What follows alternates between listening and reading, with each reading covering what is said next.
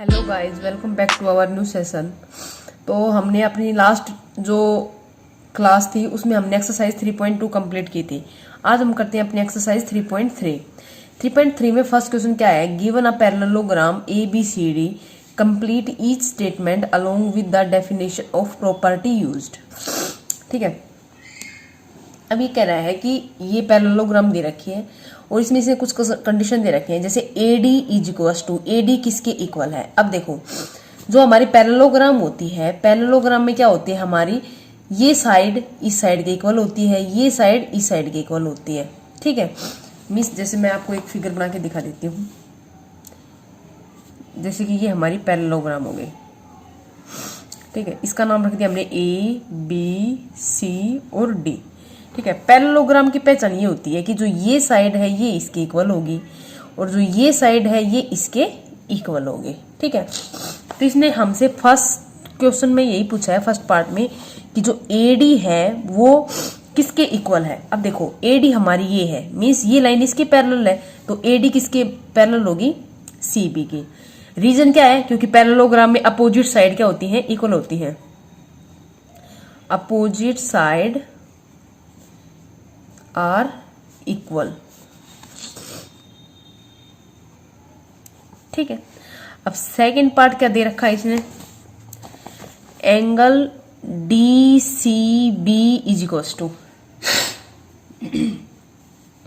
ये D C B means ये C angle किसके इक्वल होगा? अब देखो, हमें क्या, पैरेललोग्राम में जो अपोजिट एंगल होते हैं वो भी हमारे क्या होते हैं? इक्वल होते हैं। ठीक है, अपोजिट साइड भी इक्वल होती हैं, अपोजिट एंगल भी इक्वल होते हैं। ठीक है, तो ये एंगल किसके इक्वल होगा? डी ए बी के। वही condition, opposite angles are equal.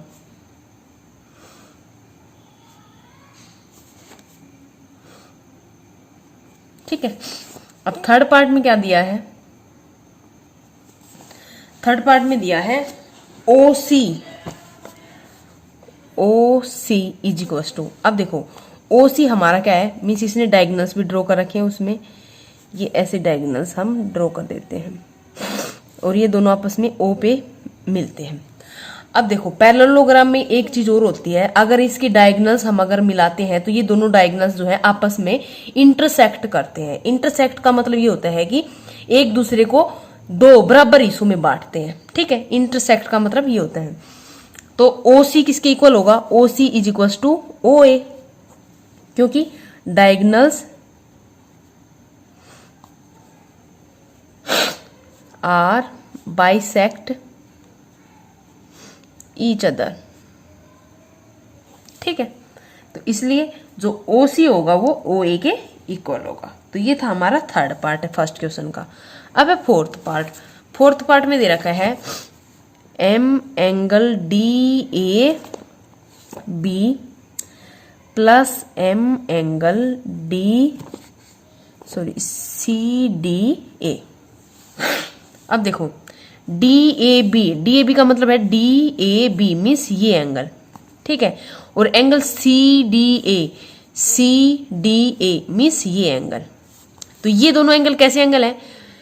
मैंने आपको बताया था, साथ लगती हुई साइड मीन्स देखो, ये दोनों एक ही वर्टेक्स से निकल रखे हैं, ये भी और ये भी। तो मतलब ये दोनों आपस में क्या है? ए बी और ए डी जो है ये क्या है? एडजेसेंट साइड है। ठीक है, और एक ही लाइन पर अगर बने हुए एंगल जो होते हैं वो भी हमारे क्या होते हैं? वो एडजेसेंट एंगल होते हैं।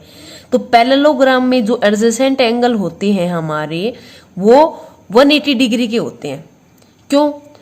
क्योंकि जैसे हमने पैरेललोग्राम में एक पढ़ी थी, जैसे कोई भी दो पैरेलल लाइन है और इस पैरेलल लाइन को अगर कोई भी तीसरी रेखा कट करती है, ठीक है, चाहे कैसी भी हो वो, तो उसमें क्या होता है? जैसे कि इसके एक ही साइड में बने हुए ये क्या है? इंटीरियर एंगल, को इंटीरियर एंगल है ये हमारे। ठीक है, और जो को इंटीरियर एंगल होते हैं मीन्स एक ही साइड पे बने हुए, ठीक है, तो वो उन दोनों का जो जोड़ होता है वो 180 डिग्री होता है हमारा।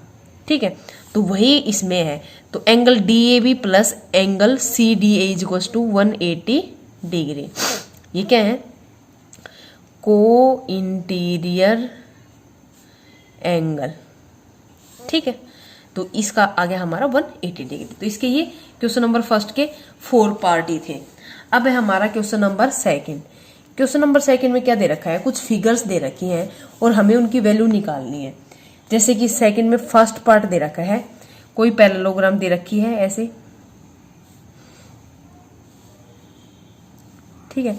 इसका नाम है ए बी सी और डी। इसमें ये एंगल बोल रखा है उसने जेड, जो ये एंगल है इसकी वैल्यू दे रखी है 100 डिग्री, ये दे रखा है एक्स और ये दे रखा है वाई। हमें फाइंड आउट करना है, फाइंड एक्स वाई और जेड, ठीक है। एक्स वाई जेड की वैल्यू हमने निकालनी है। अब देखो मैंने आपको बताया था कि पैरेललोग्राम में अपोजिट जो एंगल होते हैं हमारे वो इक्वल होते हैं। जब अपोजिट एंगल इक्वल होते हैं तो हमारा एंगल वाई क्या होगा, angle Y is equal to 100 degree. Opposite angle, opposite angles are same, ठीक है। तो ये भी हमारा कितना आ गया, 100 डिग्री आ गया। अब देखो ये हमारी क्या है, ये दोनों के दोनों एडजेसेंट एंगल है। तो एडजेसेंट एंगल दोनों का जोड़ कितना होता है, 180 डिग्री होता है। तो angle Z is equal to कितना हो जाएगा, 80 degree. Because means angle Z नहीं, जेड की वैल्यू, सिर्फ जेड की वैल्यू, क्योंकि angle A plus angle B is equal to 180 degree, ठीक है।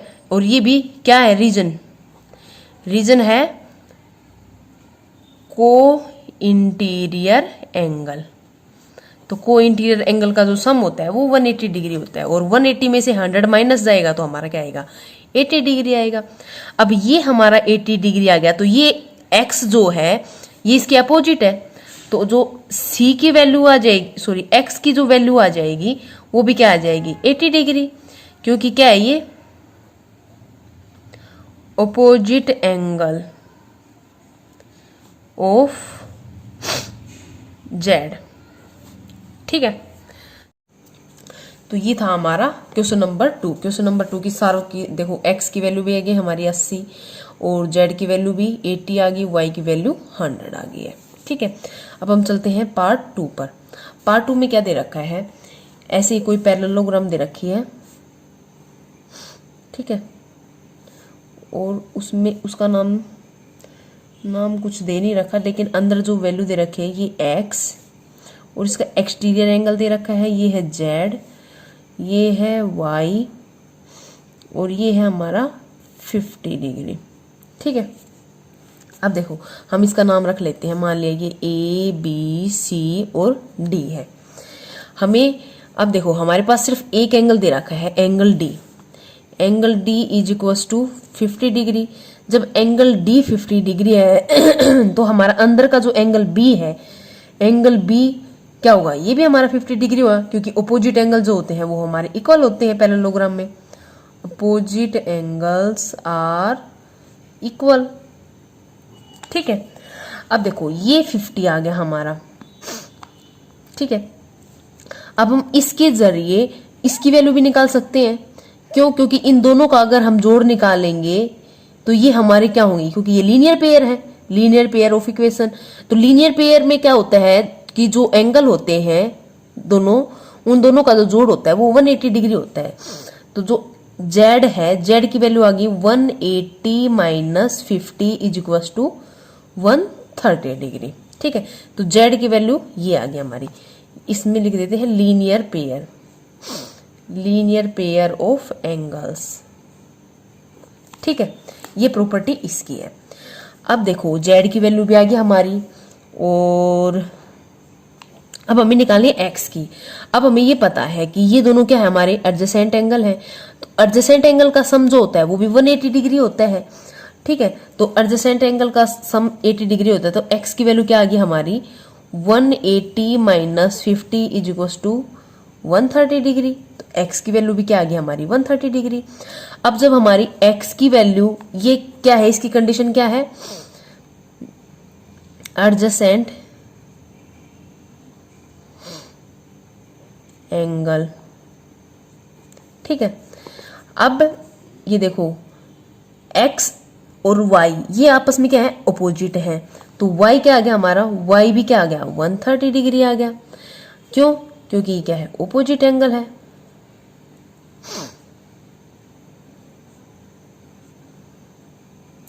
ठीक है, तो ऐसे ही हमने x की भी वैल्यू निकाल दी, y की भी और z की भी। बस इसने हमसे यही पूछा था। ठीक है, तो ये था हमारा सेकंड पार्ट। अब हम चलते हैं अपने थर्ड पार्ट की तरफ। थर्ड पार्ट में क्या दे रखा है, थर्ड पार्ट में भी ऐसे ही कोई पैरेललोग्राम दे रखी है। ये थोड़ी इस टाइप की पैरेललोग्राम है। ठीक है, और ये दे रखा है, ये दे रखा है इसने 90 डिग्री, और ये दे रखा है x, ये दे रखा है y, ये दे रखा है 30 डिग्री, ये दे रखा है z। ठीक है, अब हम इसका नाम भी रख लेते हैं, ये a b c और d। ठीक है, अब हमें ये पता है ये भी पैरेललोग्राम है। ये 90 डिग्री है तो x भी क्या होगा, क्योंकि ऐसा जो एंगल का जो साइन बन रखा होता है वो हमारा 90 डिग्री का होता है। ठीक है, तो x की वैल्यू क्या आ जाएगी, x is equal to 90 degree. क्यों, क्या ये कोरस्पोंडिंग एंगल, इसका नाम अगर हम O रख दे, कोरस्पोंडिंग ऑफ O। ठीक है, तो ये भी 90 डिग्री का होगा। अब ये 90 का है तो हमें z की वैल्यू, y की, x की आ गई हमारी। अब देखो, अगर हम सिर्फ इसको मान के चले तो ये हमारा एक ट्रायंगल बन गया है। ये 90 डिग्री का मान आ गया हमारा, ये 30 है। और कोई भी अगर एक ट्रायंगल होती है तो ट्रायंगल के सारे सम क्या होते हैं, 180 डिग्री के होते हैं। तो 90 ये आ गया, 30 ये आ गया। अब इन दोनों को ऐड करके इसको माइनस कर देंगे तो y की वैल्यू क्या आ जाएगी, 180 minus 120 is equal to 60 degree. ये एंगल वाली प्रॉपर्टी लगी। इसको लिख देंगे हम, sum of angle in a triangle is equal to 180 degree. ठीक है, अब y की वैल्यू आ गई है हमारी। तो y क्या है, y और z ये आपस में अल्टरनेट एंगल है। अल्टरनेट एंगल भी हमारे क्या होते हैं, इक्वल होते हैं। तो z की वैल्यू भी क्या आ गया हमारी, 60 डिग्री। ये क्या है, alternate interior angle are same in parallelogram. ठीक है, तो z की वैल्यू हमारी आ गई 60। बस इसने यही हमसे पूछा था। तो ये हो गया हमारा क्वेश्चन नंबर थर्ड। अब फोर्थ पार्ट में भी ऐसे ही कोई पैरेललोग्राम दे रखी है। ठीक है, अब इसमें ये एक एक्सटीरियर एंगल निकाल रखा है z, ये दे दिया 80 डिग्री, फिर ये है x और ये है y, a b c और ये d। ठीक है, अब हमें इसमें भी x y और z की वैल्यू निकालनी है। अब देखो, ये 80 डिग्री है, ये इसके बाहर है, लेकिन क्योंकि ये भी पैरेलल लाइन है, ये भी पैरेलल लाइन है, तो ये हमारे क्या है, ये एंगल हमारे सेम होते हैं। ठीक है, क्योंकि देखो एक एफ की आकृति बनती है, इसकी साइड में जो एंगल बनते हैं वो हमारे क्या होते हैं, सेम होते हैं। Angle z is equal to कितना आ गया, 80 डिग्री। मीन्स z की वैल्यू, एंगल नहीं है, z की वैल्यू आ गई हमारी 80 डिग्री। ऐसे एंगल्स को क्या बोलते हैं हम, हिंदी में तो इनको संगत कोण बोलते हैं, और इंग्लिश में ऐसे एंगल्स को पता नहीं मेरे को क्या बोलते हैं, लेकिन मैं आपको देख के बता दूंगी। हिंदी में इसको बोलते हैं संगत कोण। ठीक है, तो ये हो गया हमारे ए की। शायद इसको इंटीरियर नहीं, कोरस्पोंडिंग भी नहीं, पता नहीं। अब मैं एडजेसेंट एंगल बोलते हैं या क्या बोलते हैं, मैं देख के बताऊंगी आपको ये चीज। ठीक है, अब देखो ये हमारा z आ गया 80 डिग्री। अब इसके जरिए हम ये एंगल निकाल सकते हैं, क्योंकि इन दोनों का आपस में जो सम होता है वो 180 डिग्री होगा। जब 180 डिग्री होता है तो हमारा ये कितना आ जाएगा, 100 degree. Angle C is equals to 180 minus 80 is equals to 100 degree. ठीक है, क्या होगा ये? Linear pair of angle. ठीक है, अब जब ये हमारा 100 डिग्री हो गया तो ये इसके अपोजिट है, तो x की वैल्यू भी क्या आ गई? 100 डिग्री। इसकी प्रॉपर्टी क्या हो जाएगी? Opposite angle in parallelogram are equal. ठीक है, अब जब x हमारा 100 आ गया तो ये दोनों भी आपस में क्या है? ये हमारे क्या हो गए? Adjacent angle. तो y की वैल्यू भी क्या आ जाएगी? 100 डिग्री, क्योंकि एडजेसेंट एंगल y की वैल्यू आएगी हमारी 180 minus 100 is equal to 80 degree, क्योंकि जो हमारे एडजेसेंट एंगल होते हैं उन दोनों का जो सम होता है वो 180 होता है। Adjacent angles sum is equal to 180 degree. ठीक है, तो y की वैल्यू 80 आएगी। वैसे भी ये b के अपोजिट था तो इसको तो हम वैसे भी 80 भी लिख सकते थे, वो प्रॉपर्टी भी लगा सकते थे। ठीक है, तो हम ये प्रॉपर्टी भी लगा सकते हैं और वो भी लगा सकते हैं, दोनों ही लगा सकते हैं, कोई भी इसमें गलत नहीं है। तो ये था हमारा 4th पार्ट। अब है हमारा 5th पार्ट। 5th पार्ट भी ऐसे ही कोई पैरेललोग्राम दे रखी है और ये इसका एक डायगोनल ड्रॉ कर रखा है। ये दे रखी है y, इसकी वैल्यू दे रखी है 112 डिग्री। ये दे रखा है 40 डिग्री। ये है x और इधर ये है हमारा z। ठीक है, हमें वही x y z की वैल्यू निकालनी है। इसका नाम रख लेते हैं, मान लीजिए a, ये b, ये c और ये d। अब देखो, angle b is equal to angle d, क्या हो गया? ये ओपोजिट एंगल। ठीक है, तो y की वैल्यू क्या आ गई हमारी? 112 डिग्री। ठीक है, अब देखो, angle a is equal to angle c। ठीक है, लेकिन हमारे पास कंप्लीट नहीं है, ये 40 डिग्री है। अब जब ये 40 डिग्री है तो इसका मतलब ये भी हमारा क्या होगा? ये क्या होगा? ये भी हमारा 40 डिग्री होगा। क्यों होगा? कोरस्पोंडिंग एंगल है ये हमारे, को इंटीरियर एंगल भी बोल सकते हैं हम इनको। ठीक है, तो या फिर हम इसके जरिए भी हम इसको निकाल सकते हैं, दोनों तरीके हैं। अब देखो, इसको नहीं लगा कि हम ये निकालेंगे तो हमारा क्या आएगा? z की value z is equal to 180 minus ये 112 है और ये 40 है। 112 में 40 अगर हम ऐड करेंगे तो ये आ गया हमारा 52। तो जो ये एंगल बच गया, ये हमारा 10 में से 2 गया 8 और 7 में से 5 गया 2, 28 डिग्री। ठीक है, क्योंकि ये क्या हो गया? हमारी एडजेसेंट एंगल। ठीक है, तो z की वैल्यू होगी हमारी 28 डिग्री।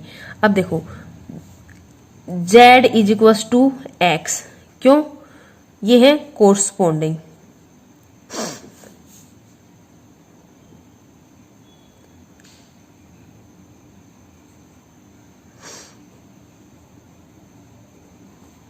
ठीक है, तो ये x है, तो x की वैल्यू क्या आएगी हमारी? 28 डिग्री। ठीक है, तो ये थे हमारे आज के क्या 5 पार्ट।